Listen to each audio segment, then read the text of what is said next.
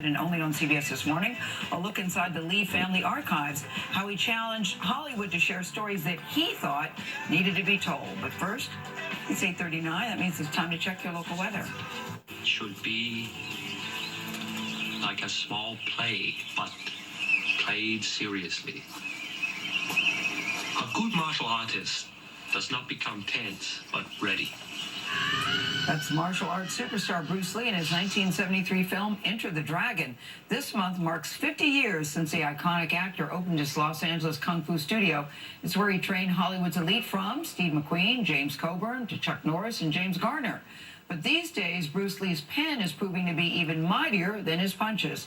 Only on CBS this morning, Ben Tracy's here in the studio, takes us into the Lee family archives and introduces us to Bruce Lee, the philosopher. Ben Tracy, good to see you up close and personal. Good to see you too, and good morning. So it was just a few years ago that Bruce Lee's family regained control of his licensing rights and his likeness.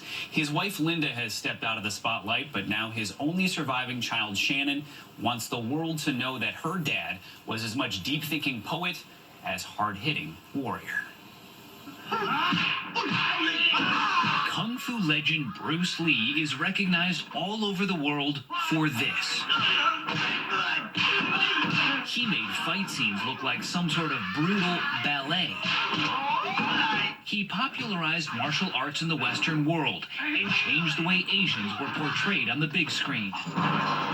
This is kind of the Bruce Lee archive. The treasure trove, yes. Shannon Lee was 4 years old in 1973 when her father died from a traumatic brain injury. He was just 32.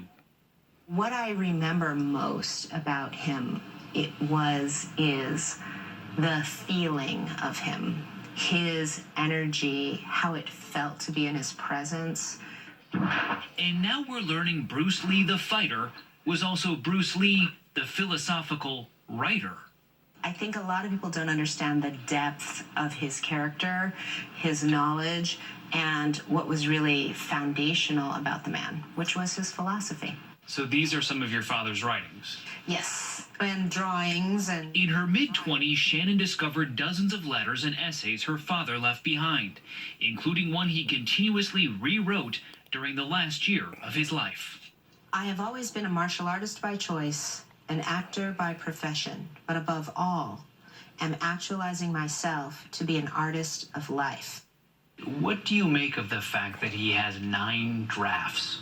He's in process. He's working it out on the page. You can see it. He has crossed out things and written in other words in different pen colors. It was a moment in time for him to very intentionally try to communicate who is Bruce Lee, what is he really about.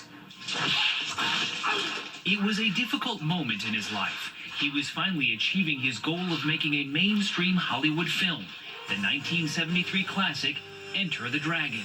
But Shannon says the studio wanted to take out all of the philosophical elements he insisted on adding to the script. And he fought. He fought with the writer, he fought with the producers, and he said, no, I am not coming onto set until you guarantee me that this is going to be in the film. He got his way. He got his way. It is like a finger pointing away to the moon. Don't concentrate on the finger or you will miss all that heavenly glory.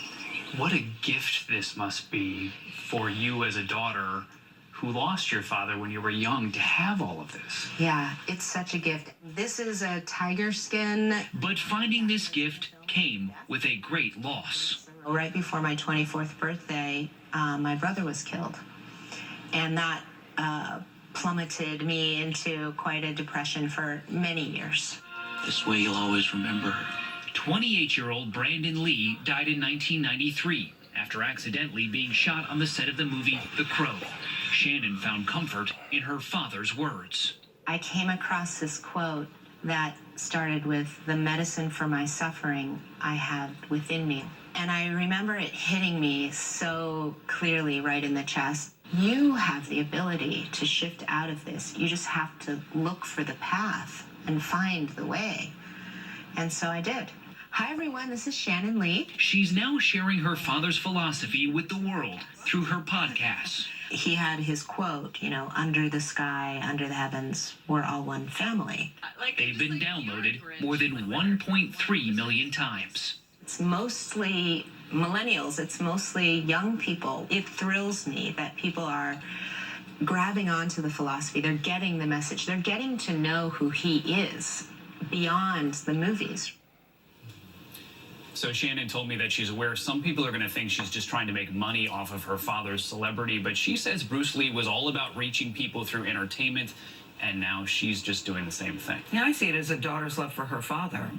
I think it's great she's sharing this phrase, the medicine for my suffering I have within me, is very powerful. And she said something really interesting. She said through his writings, it's as if he's still parenting her, even though he's no longer here. And he was how old when he died? 32. I thought he was older than He that. accomplished a lot in a short period of time. A global figure. Yes. Talk about accomplishing a lot in a short period of time. Where are you going? I'm heading to